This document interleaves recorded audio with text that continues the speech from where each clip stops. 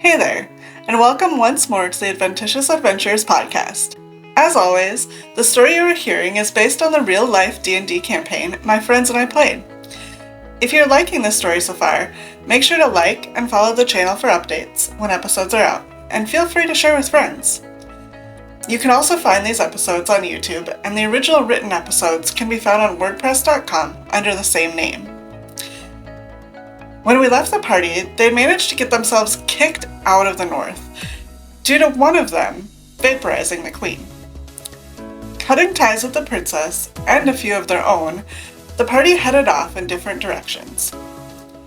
Due to these choices, the next few episodes center around what happens when they're apart, with the first showing Malvus, Inara, and Lororin's retreat from the north.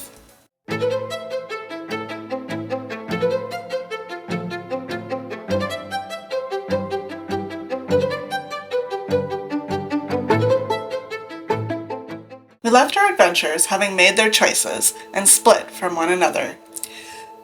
Malvus, Inara, and their new random companion Lororin make their way through the tunnels and under the capital city of North Star. The small group had found some food, which seemed to be placed near an opening to the tunnels, but realizing they could hear commotion still from outside, they chose to keep walking. Malvus and Inara were obviously a little skeptical of why Lororin was still following them as they made their way through the tunnels, and they began to question him. Not a lot of information was provided, but it seemed very obvious that he disliked the queen, even going to extreme of slight praise for Malvus killing her. As they round a bend, they realize they can hear voices. After listening for a minute, it is easy to tell that there are 3 distinct voices, and that they must belong to a smaller race. Unsure if the voices belong to those who would see them as wanted, Malvus disguises himself as an elderly dwarven lady before the trio proceeds cautiously closer. Coming all the way around the bend, it is revealed that the voices belong to a trio of halflings, who mistake our trio for guardian angels. It does not take much to realize that they are high off of mushrooms, which they proceed to offer to the party with much enthusiasm. Malvus and Inara decline, however Lororin takes what is offered, and shortly begins to hallucinate. In his hallucination, Lororin sees Inara asking why he is journeying with them, when they barely know him. He answers that he loves adventures, before seeing another hallucination of Malvus and Inara on top of a mountain, asking him to join them. Moments pass, but then he has another vision of a woman, who is revealed to be Ula, Malvus's patron, and standing in front of her are Malvus and Inara, kissing. Then he sees a vision of his father. In the real world of the tunnel, Malvus and Inara question the halflings about where they came from. They say they came from their village, Yorker, which is through a door just beyond where they are. However, when they came down, the village was being taken over by men who were wearing masks. They also introduced themselves as Rosri Hillsong, Gozu Littlefond, and Felbin Truewind. Hopeful that this could be the way out of the tunnels, Malvus sends his familiar up to survey the village, coming back with the information that there are 3 archer guards keeping halflings in a large cage. After some discussion, Malvus and Lororin decide to help the halflings. Inara is not so sure it is a good idea, and tries to rally the high halflings to help them, but they refuse. The fight does not go well. Even with the good strategy of trying to blend in with the dead soldier bodies, Malvus is rather quickly seen and knocked unconscious, and Lororin does not make it much further past the guards before being hit as well. Hearing the sounds of the battle, Inara finally ascends the ladder. However, after seeing the scene, instead of choosing to engage, chooses to drag Malvus's unconscious body back down into the tunnels. This leaves Lororin to the mercy of the guards. He puts up somewhat of a fight, but eventually succumbs to their advances. having one more blissful moment thanks to the mushrooms before being killed.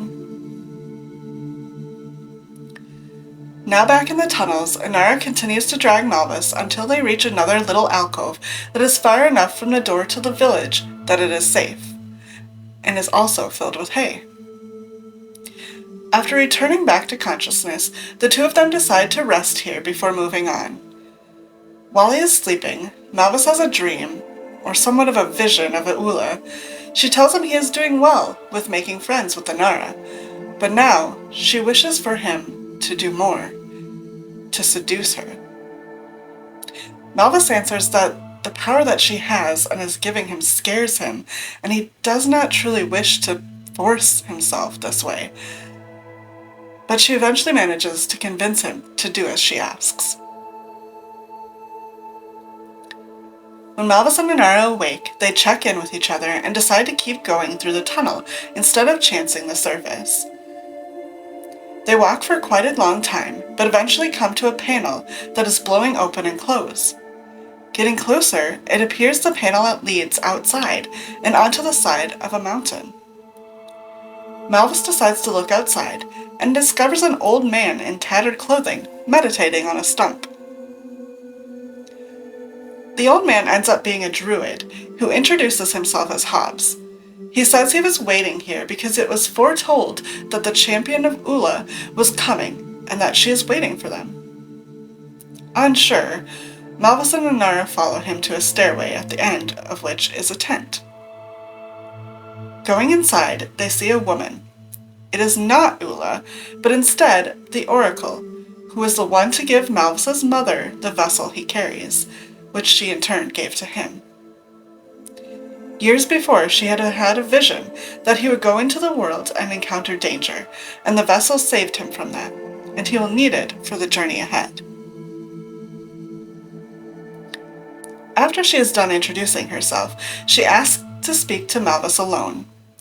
Once Inara and Hobbs leave, she offers her support to him, and also offers him a potion. This ends up being a strong love potion that she says will help him for what he is being asked of. She also tells him that he needs to find Mitram, and will need to travel to West Bosch, and that they will need the help of someone else she sees as well. Before Malvus leaves, the Oracle also tells him that he needs the blessing of Ula, and he should be focusing on her, not the politics between the North and South. Malvus then leaves the Oracle and rejoins Inara and Hobbs. Hobbs sees it as a duty to accompany them, and the trio begins to descend down the side of the mountain. However, after traveling for a while, they encounter an abominable yeti, which is saying Ula. The trio begins to fight the beast, but realizing that it is being spelled, instead break the charm around it, causing the beast to run away. Realizing that the yeti must have been bewitched by Ula, Malvus hands his vessel to Inara before entering it, intending to confront her. She tells him that it was not her, but the Oracle, who had been her former champion. She does not seem happy that the other woman is running wild and tells him to kill her.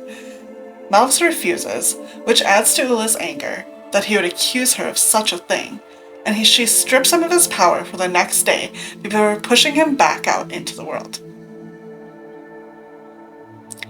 With emotions high and a storm getting worse around them, the trio decides to seek shelter and wait it out.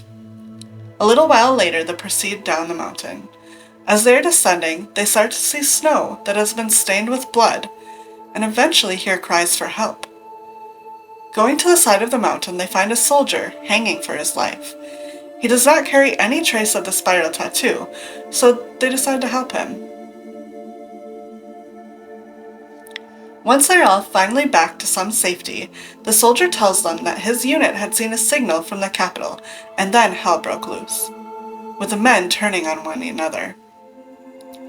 With a soldier in tow, the small group continues on their way, finally reaching the base of the mountain. They find an encampment, which was where the soldier came from, but the men are all dead, save for one. They approach the man, who curses them and praises the New North, talking about a new king named Hannibal, who has been amassing support from the island of Lok.